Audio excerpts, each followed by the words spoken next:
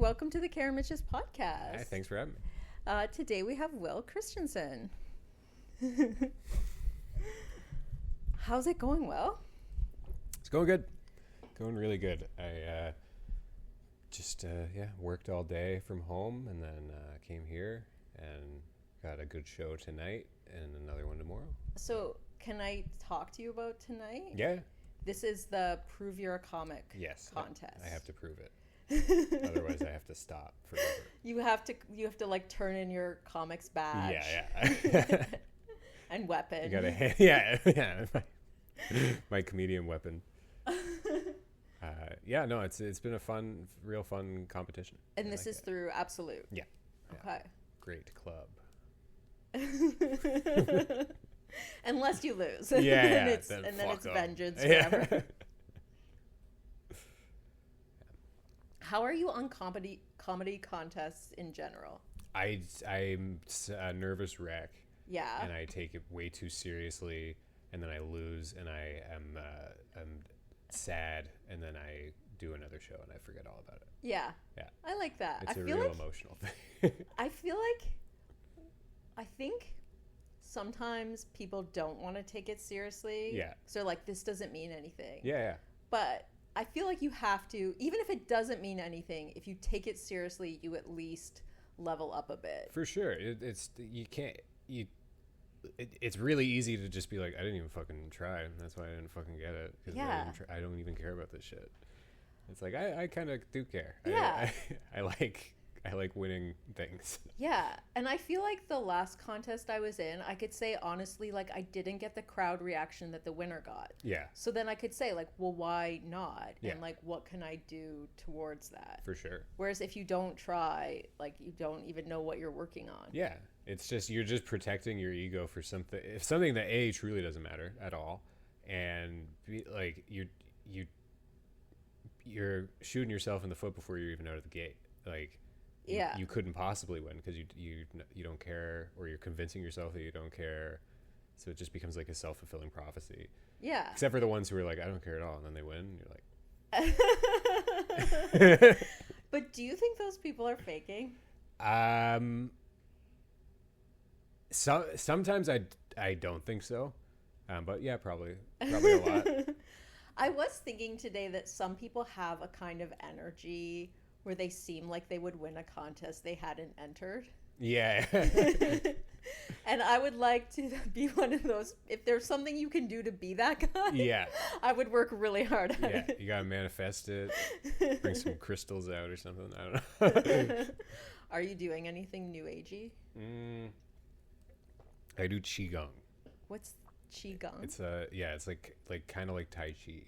Okay. It's like very a lot of arm movements and stuff. How'd you get into that? I was microdosing acid in in 2018, and I wanted to quit smoking cigarettes. Yeah. So I found an article that, because I was microdosing acid was very like spiritual, just white guy discovers Buddhism, so I was like new age, like quit smoking, like yoga, just random Google searches, and I found one that was like, the article opened and he's like, keep smoking cigarettes for the next month, but do qigong every day for like 5 minutes, and I did, and I didn't even make it to the end of the month. I was just like, oh, I hate this now. What? But then I picked it up during COVID again. And the smoking. Yeah, but I have since quit again. 2 years ago. Okay. Yeah. That's really good. Yeah. Yeah. So is it like it's relaxing you? It's weird. It's I have like scoliosis, like I have a twisty spine and stuff. It's actually correcting that, which I have been told is not possible. Oh shit.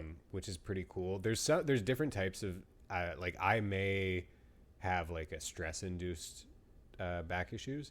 I think if it's like genetics, there's truly nothing you can do other than surgery. Yeah. But it's very relaxing. It like loosens up like just like tensions that you hold that you don't even realize that you're holding. Yeah. And then sometimes you like burst into tears and stuff, and it's pretty trippy. Oh fuck. Yeah. That's amazing. Yeah, it's super fun. I love it. Okay, how do you say it? Qigong. It's Qigong. I love it. Yeah. So is it a workout, or is it just like? I think it's as much of a workout as yoga. Okay. Like I've definitely been like really sweating and stuff at the end, Nice. but it's not like I rock climb too, and that's my exercise. Okay, so you have to exercise on top of it. Yeah, I think so. Yeah, no one's getting ripped doing Qigong.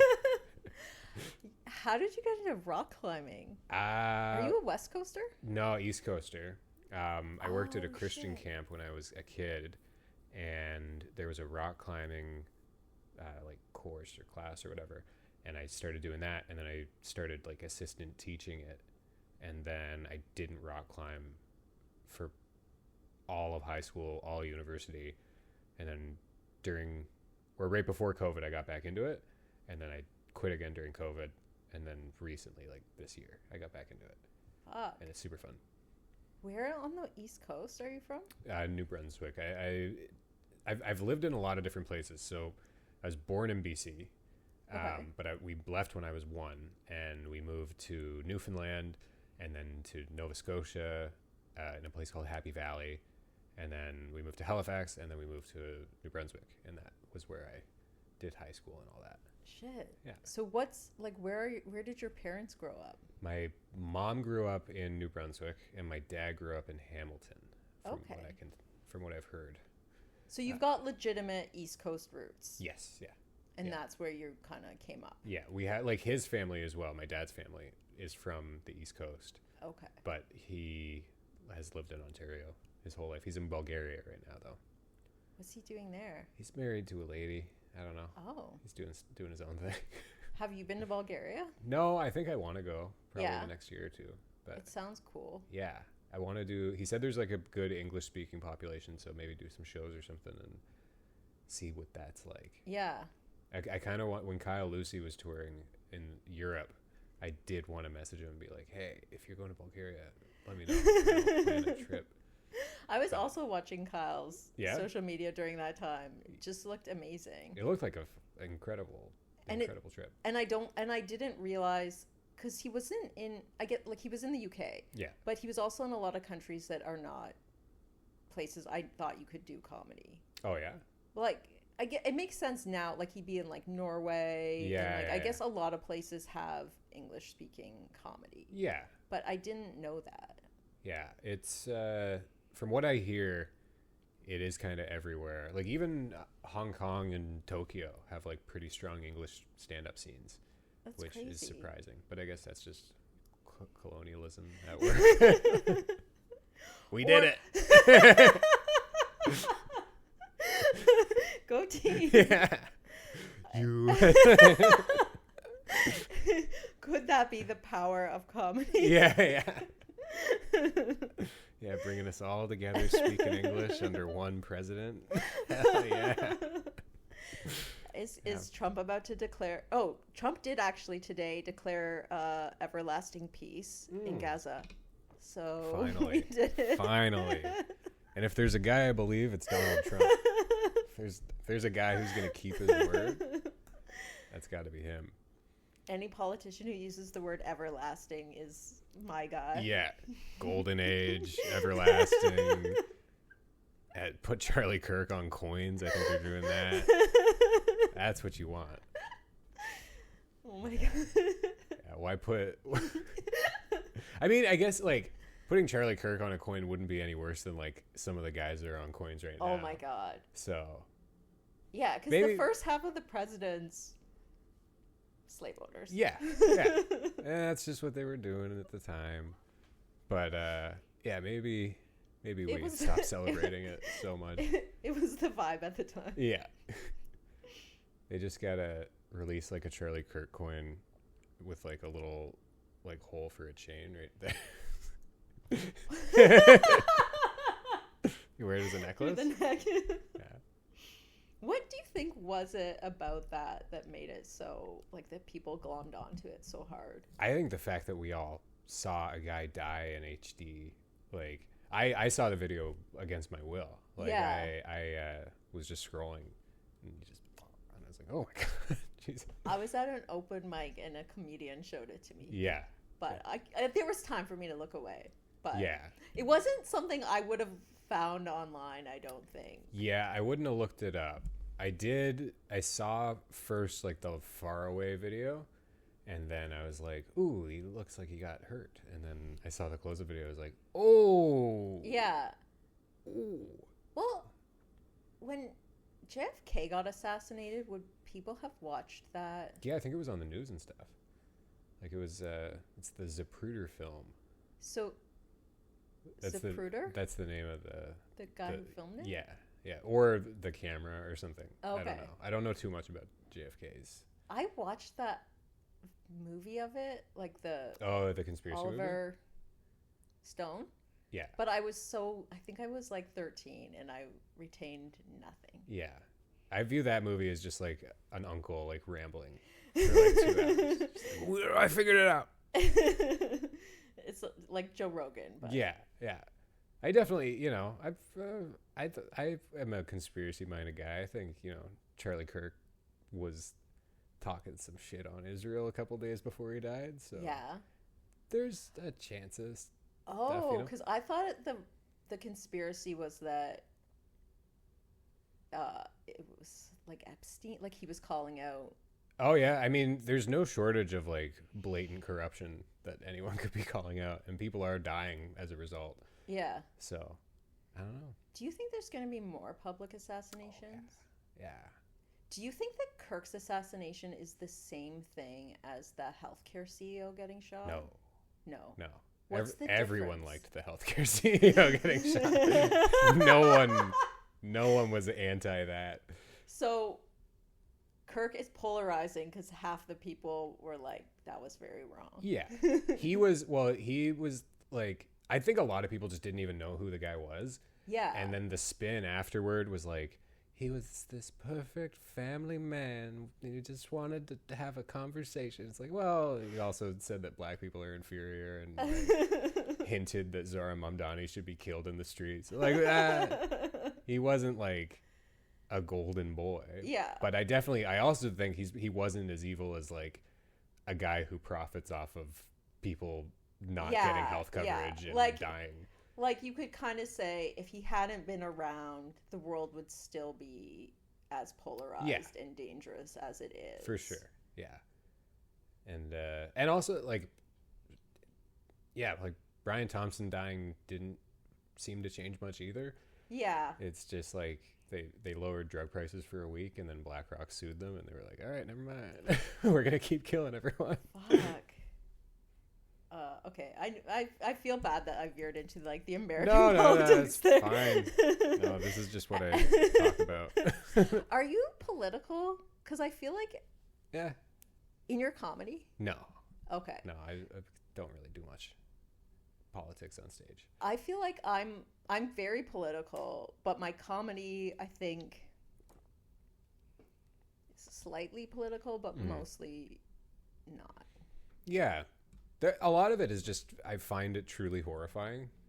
So I have a hard time writing jokes about it. Yeah. But also, I just, like, the things that really, really make me laugh are, like, not... Like, when I get really political, I get into, like, such an angry, like... Yeah. Like, justice-seeking kind of mindset. And I don't find, like, those guys aren't funny. Yeah. Like... I guess for me, it's like, I don't think comedy changes people's opinions politically. So I feel like a lot of political comedy is like, it brings relief to people who are frustrated about politics. Because we can all get together and be like, laugh at these other idiots. Absolutely. Yeah. But like, you're not really, like, if I was going to try to change the world politically through art, I'd like maybe write songs or I don't know. I just don't think I don't want politics to be art. Yeah. I'd rather debate people, I guess. Yeah. I do think or write articles. There is some good I got pretty drunk a few nights ago and I listened to Where Is the Love by the Black Eyed Peas on the bus home and I was moved deeply. So I think that there is like I also like I don't see myself as like informed enough or smart enough to be like I'm gonna be the voice that changes the world. Yeah. Like maybe I can, you know, just be kind to people and like be funny. The job's just to be funny. Yeah. So. And I feel like that actually has, I don't know, like it's like being funny is closer to like my values, I think, Yeah. in terms of like what do you want for the world? Like for everyone to be right all the time and know exactly what they should be doing, or like do you want people to feel better and like be happier? Yeah, people like laughing is the best, like a gut churning laugh is one of the best feelings ever. Yeah. So I want to give that. And in Qigong, laughter is actually the best medicine. It's this true. is all an ad for Qigong. Yeah, they need it. Brought to you by Qigong. Yeah, brought to you by. Why are they so underrepresented? I think yoga just got to America first, and that's it. Those flexible sluts. Yeah. God. I love a flexible slut. But yeah, Qigong is. I truly just started doing it because it was like it's so easy. It's just like doing this, but then like you can get to points where you're like, holy fuck, like there's hard aspects to it. But like a lot of it, you're standing in like horse stance, so your feet are like super wide apart, and you're just like, yeah, killing your quads. I love it. Yeah. So when you started doing comedy, how did that come about? Was it like a lifelong dream? No. It does in hindsight seem inevitable. But like I remember when I was a little kid, I wasn't allowed to watch Just for Laughs because I was raised in a Christian, like very Christian. Very Christian household. Or my mom was. What was your denomination? Baptist. Oh fuck. Yeah. Right on. Yeah, so we hated everyone. Anyone who was different, we hated. But I wasn't allowed to watch stand up. I wasn't allowed to watch Just for Laughs, but I was allowed to watch Just for Laughs gags because they were like, it's French, they don't speak English. It's okay. So I would watch that, and then I would just leave the TV on when JFL came on after. And there was a comic, and I forget her name, but she had like a joke about how she bought a light for her oven, but it was a mood light or something like that. And then she does like a whole 10-minute bit, and at the end, it ends with her being upset, and she's like, "But the oven light was on, so I was all right." And that was like, I was like, "Oh my god!" Like, like just seeing a callback, I was like, genius. Blew my mind. But I never really wanted to do stand up. I tried to be a YouTuber when I was in high school, and what kind of videos were you doing? they're online. I was doing like vlogs and stuff, just shouting my opinion. And honestly, like in all honesty, it seems it was just kind of like my version of stand up because there was no stand up in New Brunswick, and I really didn't even know that was like a thing that you could just. I didn't know how low the barrier for entry is. Yeah. Nobody does. Yeah, it's great. They're like, I could never, and I'm like, yeah, you can. Like, you worse people than you do it every day. You can like walk out of prison and then go to an open mic, and you'll get up. I have seen. I feel psychos. like we get people who are better in other art forms, but who come to ours because, like you said, no barrier to entry. Yeah. Like if you do karaoke, you can't go. You're not going to be doing karaoke with like pro singers. Yeah. But like, I mean, Jimmy Fallon's got his, or that's lip syncing. Sorry, there is a future in lip syncing. There's no future in professional karaoke. But yeah, it's I notice a lot of you often get actors who don't view stand-up as like a real thing, and they're like, "Oh, I'll try it out. Like I'm an actor." Yeah. Some of them are really I think good. some people are stagnating in acting, and then they're like, "Well, comedy is a backdoor to that." But it's sort of like Broadway singing is also a backdoor to television acting. Yeah. But you wouldn't go, "I'll just segue quickly over there, make it on Broadway, and come back." Yeah, it is crazy how like disrespected stand up, but also it's a very disrespectful group of people. So I get it. It's like the worst people I've ever met have been comedians. Oh yeah. And the best people I've ever met have across the board not been comedians, other than like my close friends and stuff. But yeah, it's crazy easy to do. It always bothers me when I see like a 70-year-old dude talking about like I always wanted to, and I'm like, you still can. Yeah. And that bums me out that you didn't, because it's so easy to get started in. Okay, like if you kind of decided to learn to play guitar at 40, like you don't see people make it as a popular musician later in life. But stand-up is like probably the oldest art form in terms of age-wise, like where you could break in. Yeah, there's other than I think writing a novel. Yeah, but is anyone even doing that anymore? You can't. Nobody has the attention span to write a novel. All right, I get ChatGPT to write I get ChatGPT to read that shit for me. Yeah. Why doesn't George R.R. Martin get ChatGPT to write his last book? I don't. That guy is like kind of a masterclass of what's the word? Like when you have like a client after you or something, and you're like, oh, it'll just be one more day. He's taken that to the furthest reaches of. It's like, just tell them you're not writing it, dude. Like, it's okay. This is his last great work. Yeah. Yeah, his last great work. Dance to not produce the work. Yeah, he's just like, and then he'll die. Okay, so then how did you find comedy? I don't know. I don't really remember. Do you remember your first mic? Yes. That was bad. It was very, very bad.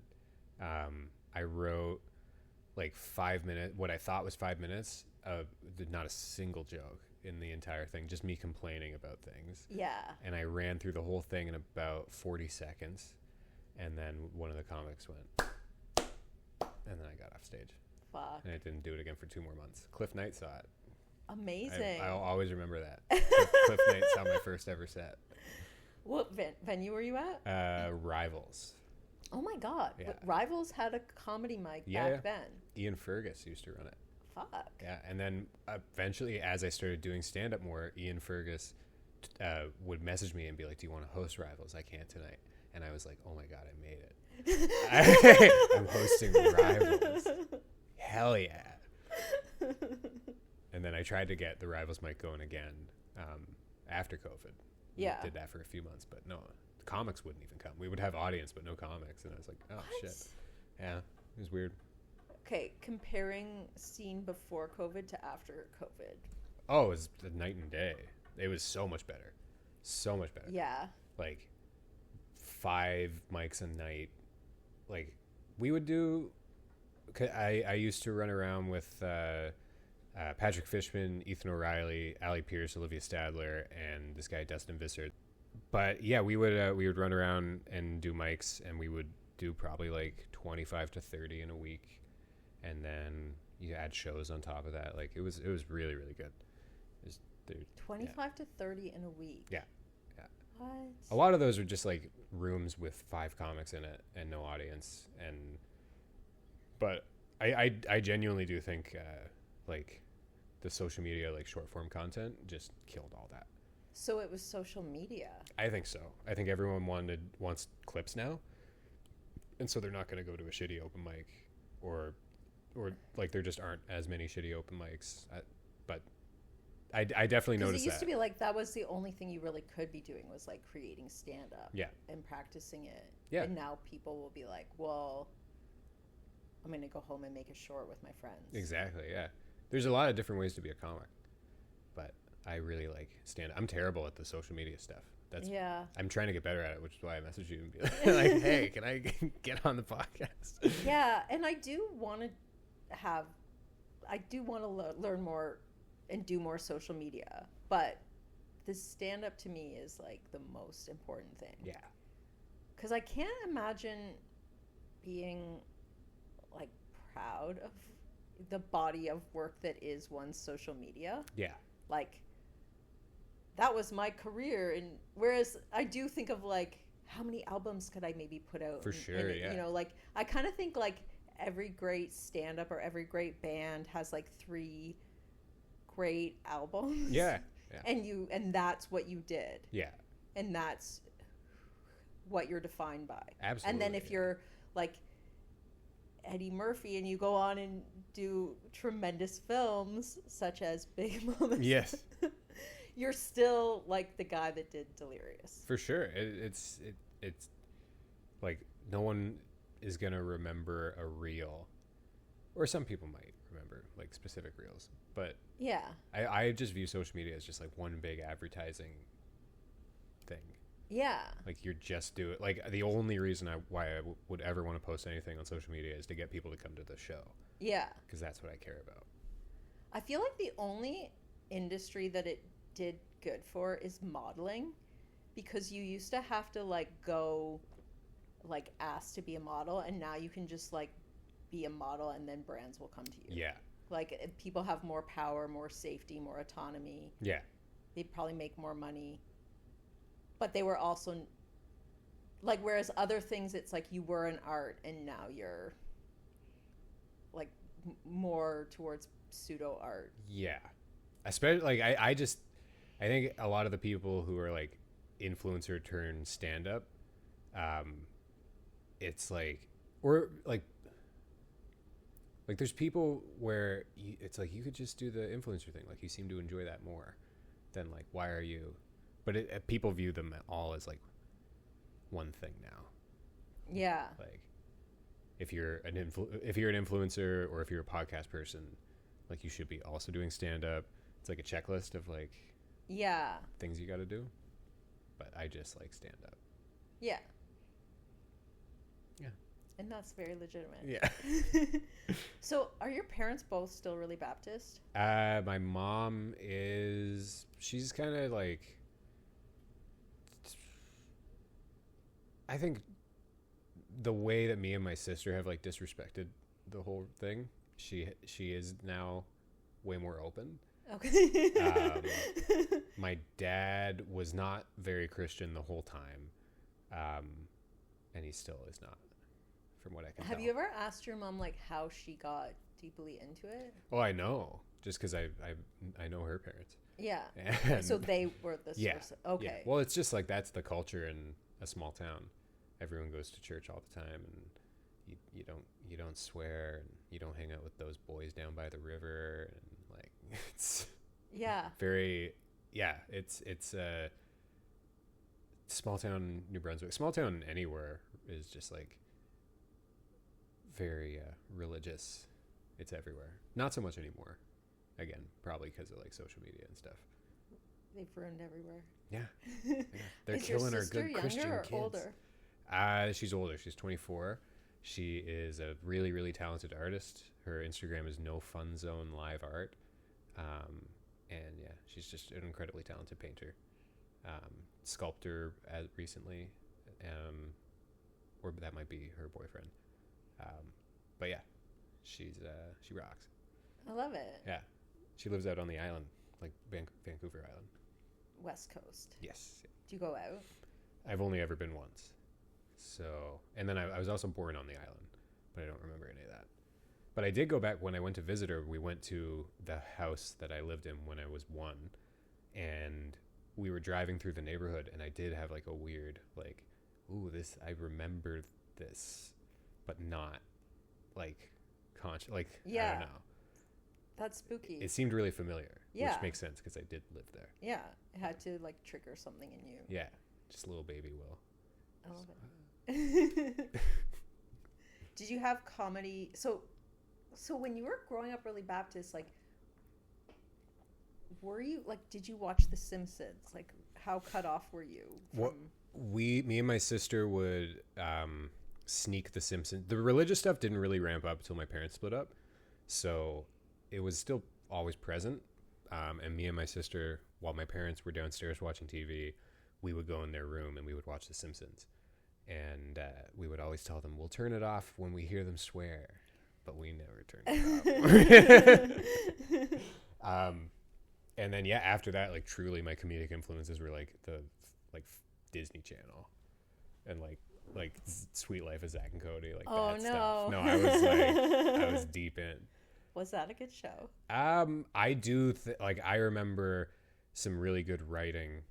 As an as a kid watching it, I would laugh really hard at some jokes, and then as an adult, I think back and I'm like, oh, that is actually a really good joke. Like I recognized a good joke. Yeah. So that makes me proud of my younger self. Like there's one from Sweet Life of Zach and Cody where they're like in the kitchen or something, and they're like the chef is like really frantic, and he's just like, okay, we need olive oil, we need virgin olive oil, we need extra virgin olive oil, we need olive oil with a questionable past, we need tomatoes. And like I love that. And then I grew up and I found out that like that's just a bunch of like any stand-up comic that wasn't like famous, like any of the guys from the 70s and 80s who didn't like hit, you know, the only name I can think of is Bill Cosby, but like Cosby level fame, like they were all just writing for sitcoms and they were writing those shows. Yeah. So my influences were like good stand-up comics. Yeah. But just through the lens of a child's TV show that I watched when I was like 17. Yeah. And then when you were like being a camp counselor at a Christian camp, were you already like kind of out of it? No, I was more in it than ever. I was, I believed it. Yeah. I was I remember a girl told me she was bisexual and I cried. Oh, for her soul. Yeah. Like, because she was your friend and you were worried about her? Yeah, I was like, oh, you're going to die. You're going to die and go to hell. Oh, my God. No, that's so rough. It's horrible. It's a horrible lie to tell people. Like hell is an awful thing to teach a child about. Yeah. As if it's like a real, actual thing. Yeah. All the comments are just gonna, this guy's going to hell. Your very right-wing Christian audience is gonna hate this. No, but even because I think about this, because I struggled with panic attacks, and I've seen a number of comics who were raised super religious talk about having anxiety, but it was like religious and like in the way they interpreted it. Yeah. So they think like their soul is under threat. For sure. And I'm like, dear God, like, dear God, please. Save my soul. So what do you think was the thing that pulled you out of it? Jacking off was a big one. That was probably the first one where I was like, oh, this might be worth going to hell. This rocks. Hold up. Play that back. You know? Yeah, no, sex in general has been that was like a thing that really pulled me out of it. Just leaving New Brunswick and living in Toronto for a while and like meeting. Corrupted by the big city. I was corrupted by all these other cultures that are represented. But yeah, like meeting people with different points of view, meeting like Muslim people, meeting Jewish people, because there wasn't any Muslim or Jewish people around when I was growing up.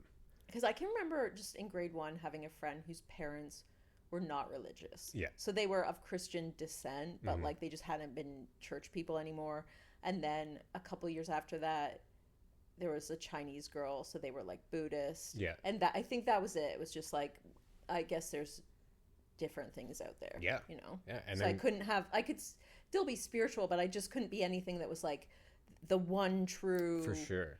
And that's I know people, like, so it's such an arrogant thing to be like, we are the one. I remember asking my mom, and I was like, how do we know that this one's true when all these other ones also think that they're the true only ones? Yeah. And she was just like, ours is true. And that was the end of the discussion. Like it's us. We got it. But I also have I feel like there's another thing where like people think because something is common, like, well, everyone when they're in love feels like it's special, therefore it's not special. But it's like in order to function, you have to feel like your shit is special. Yeah. And there is something to it. Like the most, like, you know, Christians sing with their hands in the air. I've had some moments doing that are the same as like very profound spiritual moments on like mushrooms or something. Yeah. And it's like the same feeling. You're in the same like state of mind. Yeah. But it's just I think a lot of different cultures have evolved ways to get your mind to that place, and that's all it is. Yeah. I had a friend who grew up non-religious, but he was going through the death of his mother, and he got into faith healing, and he was going to like Pentecostal Christian revivals, and like I was like, I want to get into that. Like partly for comedy, but partly I think like if you're in it, it does work. Like I'm not saying cures cancer, like but he was using it for his own soul, like for his own. There's definitely something to be said about like during COVID, I considered going to church a couple times. I never actually did. Yeah. But just like having zero community was like challenging. But also I don't like church and I don't like really religious people. I hate talking to people who have like put strict limits on like what is possible in the world. Yeah. And especially when those limits are like fucking crazy. But I feel like this is a common issue that people do want the church community. They just want it to be somehow chill or normal. Well, I find that I shouldn't say that it's not normal, but yeah, you can say that. It's you know, like I think there is a way to find that community without like teaching toddlers that they are bad and horrible, and you have to redeem yourself through this guy, just this random guy, and trust us, he was awesome. Like it's the whole thing's just very dumb to me. Like everything I got out of church, I get out of stand up. Do you know a lot of biblical history? I was reading about the life of St. Paul. Okay. And they're talking about how Paul got arrested a couple of times, and like there's this theory on like why he was arrested, and because Christianity said you couldn't have idols. And I guess the most common temple at that time was like the Temple of Jupiter, and they had like idols. Yeah. And there were silversmiths who made those idols. So some people think the silversmiths were turning Paul in because they're like, they don't want his religion to take off because he'd put them out of business. That seems, I don't know, that could be true. That sounds. So then I was like, right. I need to make a TV show about the life of St. Paul. Oh yeah, I love like a modern comedy set in like Life of Brian is one of my favorite movies ever, because it's the Roman Empire. So you're like, because he didn't meet Christ, but he was alive. Like he met Christ's people that knew him, right? Like, and he met his ghost. His ghost. He did meet his ghost, and trust him on it. It was so cool. But I feel like the Roman, I don't know, that I feel like that's the perfect time in history for a comedy. Yeah, it was very crazy and silly and chaotic, and I mean silly is not the right word for like mass murders. Like they were still crucifying people, which like. Obviously not silly. Yeah. Well, silly. Gonna make him. Okay. Why don't you just punch him in the head? And I think he overlaps with two emperors, and I think one of them is Nero. Okay, yeah. So like, that's a whole other. Egypt was still around, but Egypt was like starting to fall apart. I don't know if you've heard, but Egypt is still around. They're doing great. They're rocking it. Yeah. But yeah, no, I get what you mean. As an empire. Yeah. Yeah. It was I think that there's a lot of parallels between like the upheaval of the Roman Empire, or like the end of the Roman Empire, and like what's happening now. Because we're kind of seeing the like maybe the end of the American Empire, probably. And there's a lot of silly, crazy religious shit. Like, I'm surprised we don't have a Messiah running around. Yeah. But I'm sure we have, like, millions of like, there's probably one at Yonge and Dundas right now. Yeah. But, like, the book I was reading kind of said that, like, basically the Roman Empire, like, prevented all of these different ethnic groups from properly taking care of their people. Because, like, they're taxing the shit out of people, and then they're not providing them with the things they need in life. Yeah. And then this book kind of like plays Paul up as like the biggest guy because he creates the offering, and then it's through the offering that the church is able to do things for people. So then in the first 200 years of Christianity, it becomes like a real presence within the empire. It's doing good for people. And then the emperor becomes afraid of Christianity and therefore converts. Yeah. So like it's almost like because the empire couldn't do things for people, it created a space for something else to grow up, and Christianity was the thing that happened. Mm-hmm. So if you look at like especially the US, because they don't have fundamental services taking care of people, then there has to be something filling that void. Yeah. So we just might not realize what it is. Yeah. I get Robots? maybe social media. I know that's my scapegoat for everything, but yeah, I'm sure something either will or is rising up to like fill. And I think we're seeing fanatical like fundamentalist Christianity like really taking off in a really dark way. Yeah. Of like just true outright like rampant racism. Like I don't know if you read some of the Instagram comments, but like it's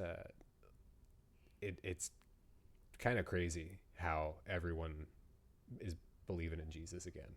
Yeah. Like, do you see it in anyone you know, like from your past or present? Yeah, me. I'm here to teach you about the Lord. I have a Bible. I have a Bible somewhere. Yeah, no, I mean, I worked at the Royal, so there's a number of those guys. I didn't know you worked at the Royal. Yeah. Did you love it there? No, I did not. My mindset going in was like, hey, there's like, this is a good. The room was good or good enough, like it was passable, and it's just a comedy club, and I was like, oh man.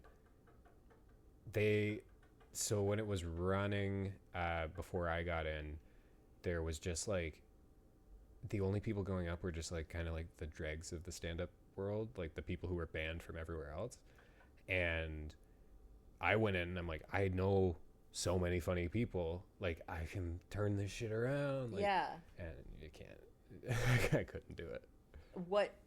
Because it didn't get rid of all the sketchy people. Yeah. It was like no one respectable would want to spend time in there because you walk in the door and they're just like yelling racial slurs at you. Yeah. And it's like, okay, well, this is always going to suck. So then I put in my notice and the guy shut the club down that day. Oh, Yeah. He was like, if Will leaves, Yeah. I'm just giving up on owning this club. Which that was an awful thing to realize. I was like, oh my God, I was the fuel. I was the thing that was keeping this going. Like, that's your Jesus contribution Christ. so far. Yeah. What if you are the Messiah? Oh yeah, that's what I'm here. That's breaking news. I am he. Messiah's back. He's white. Let's go. Someone give me a gun and a beer. Yeah. You do have the right look for a Yeah. Well, cult leader. I look like I look like a young Charles Manson.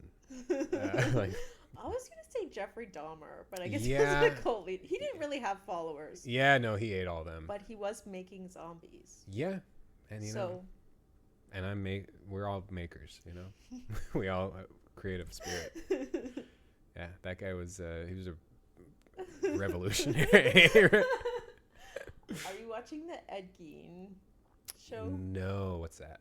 It just came out, and I haven't actually watched it yet. Ed but Gein is a murderer? He was the one. I think the guy from Psycho is modeled after him. Okay. He's like a serial killer from a long time ago. Okay. And yeah, they have a new show. It's like the on Lenny him. Bruce of serial killing. Yeah, and it's Charlie Hunnam, the guy from Sons of Anarchy.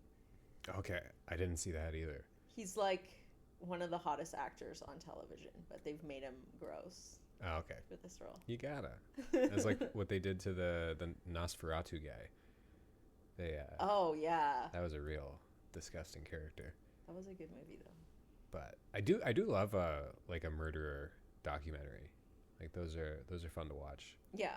There's one like YouTube channel that I watch sometimes, and it's just like interrogation tapes of like child murderers. So like high school kids who like killed a homeless guy or something like that. Oh, so the murderer is a child. Yeah.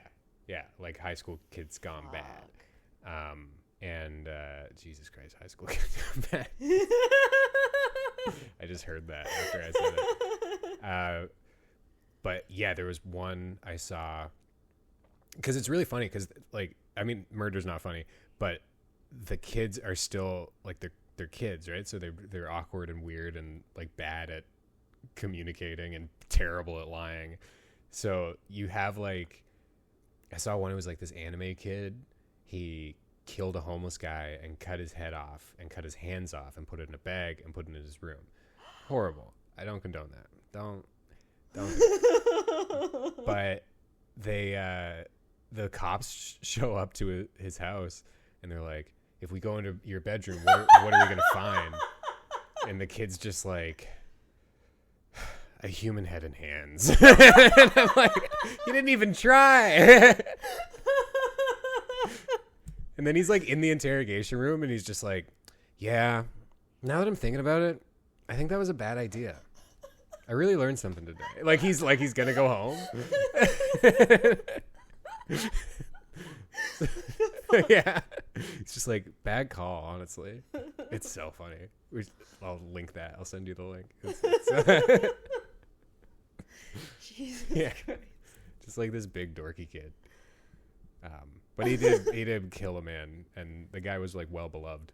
It's kind of ironic how they caught him, because he was like, he wanted to kill someone, and so he was like, I'll find someone that no one will fucking care about. And he found this guy sleeping under a bridge, and he killed him, or he like started killing him in his sleep, and then the guy woke up, and then died shortly after.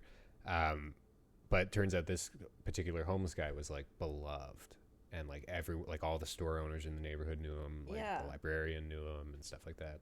And so when he didn't show up to like get a coffee the next morning, the whole town was like, where the fuck is he? Holy shit. And so they found the kid immediately. Well, I guess that's kind of a beautiful story. Yeah. I don't know if he's still in jail. I hope he is. Yeah. Well, it's a weird thing with like the Young Offenders Act. Yeah. When it comes to like certain people, where you're like, even once his frontal lobe finishes developing, like he's still not gonna be safe. I don't know. He said it was a bad idea. He said he regrets it, so I believe him. Yeah, no, it's some of these crimes are like just horrific, and it's like, okay, yeah, you can still have a nice life in prison. Yeah. I think we should be doing more like the Norwegian prisons, where it's like kind of like a boarding school and less like a prison. Yeah, like you can like you can't leave, but you have like a dorm room, there's TV. Yeah, like, I don't need people to be tortured. I just need them to be kept away from me. Yeah, keep them away, have them talk to someone about their feelings, and like let them sort it out, you know? Yeah, there's no need to like treat people like just dirt shit animals. It's a really weird. I'm talking about the American prison system. I don't know much about the Canadian one, but I can't imagine it's much better. I actually don't think ours is as bad as America. Yeah, I've never been to prison. But like, I don't know. It is depressing. Like 51% of like female federal inmates are Indigenous. Yeah. So it's, not a good system. It's well, in the States especially, it's like the 13th Amendment of their Constitution is like slavery is legal if you are a prisoner. So it's like slavery is just a thing in this, and they just passed a law like they could be like, I think like Wendy's and McDonald's has started like hiring inmates, but the inmates aren't getting paid. It's part of the 13th Amendment. What the fuck? Yeah, so it's just like there is just slavery. It exists, and like these guys, like a lot of the people who are in prison, like they were selling weed to someone in the 80s. Yeah, and it's just like, should this guy be in chains? And like, I don't know. I've sold weed to people. Like, cut that out. No. Did you smoke weed at Christian camp? No. But it did occur.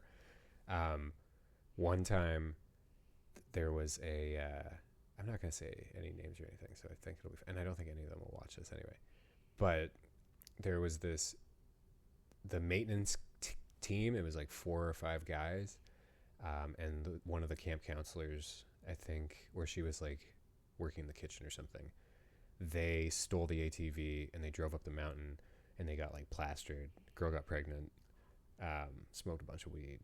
They all got fired. Fuck. Yeah. As a kid, I was just like so like deeply ashamed of them and like, oh my God, like. But now I'm like, that seems fun. I kind of wish I'd been invited. You weren't ready for it yet. No, I was not ready to get pregnant. When was like your rebellious phase? Probably started about 6 months ago. No, I never really had one. It was just when I got away from like my parents. I just started to learn who I am and like what my values are, what I think about the world. Were you doing comedy at that point? Yeah. So it was then affected by the scene? A little. Well, so I started like leaving the church because I went to film school for 2 years at York. And I was like, definitely at that point, I was just like done with it all.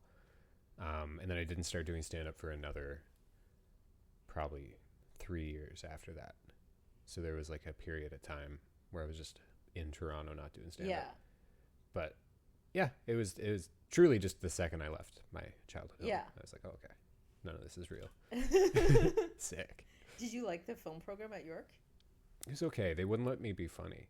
Oh. They didn't like it. Everything had to be about a drug-addicted prostitute who learns to find respect and stuff. And like, that's cool. But You'd like, think at a Canadian film school they'd value comedy. Because No. I feel like most of our best contributions have been comedic. yeah, but they all leave because this country doesn't value it. So like, if you're really, really good, your first question is like, how do I get the fuck out of this country so I can make some money at this? But do you see any remedy for that?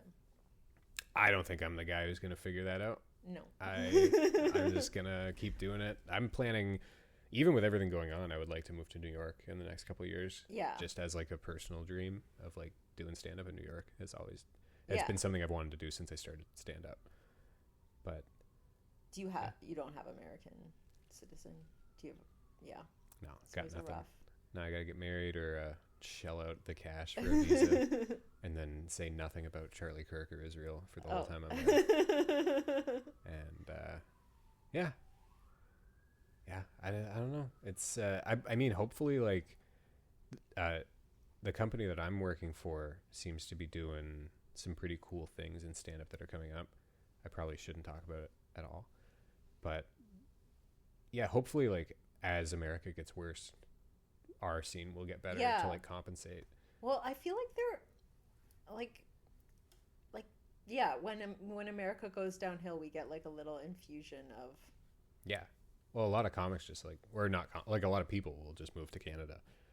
Like I did a show in Buffalo, don't tell the government. But they everyone was like, oh, we're moving to Canada like next week, next month. Like, where do you go up in Toronto? Yeah. I was like, it was Steve Hofstadter's crowd, so they're all very like super left. Do they actually feel like they're in trouble down there? Is a real mixed bag. I have friends in California who are just like, everything's the exact same, like nothing feels different at all.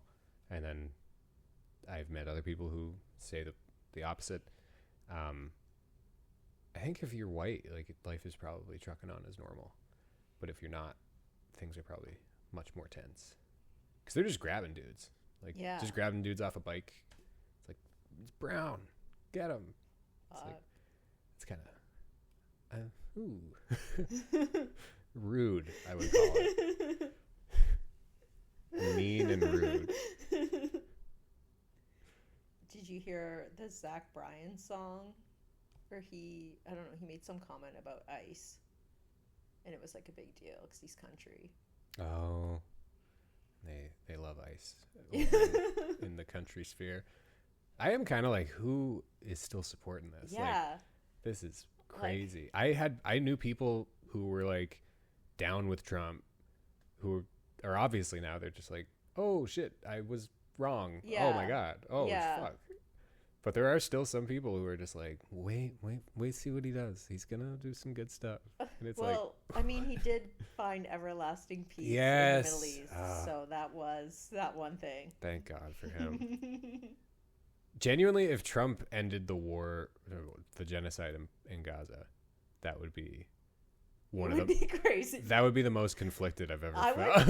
Would, would you go to a parade? Oh yeah, yeah. I would because I just love parades. I am also down for a parade, but yeah, I also think like a win is a win. I don't care. I don't care who got it. Like, stop the other stuff, but great job, Donald Trump. That's what I say that in the mirror every morning. I also and when I see his decorating of the Oval Office. What did he do? I haven't seen that. Just like he goldified it. Oh, nice. Like, and if you ever like looked at the Oval Office, you're like too stately, not enough bling. Yeah. He fixed it. Yeah. Maybe that's he was like, we need ice everywhere. And they were like, on it, sir.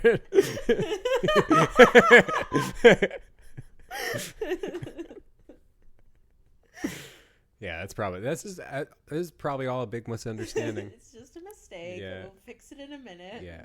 He probably doesn't even know about any of that.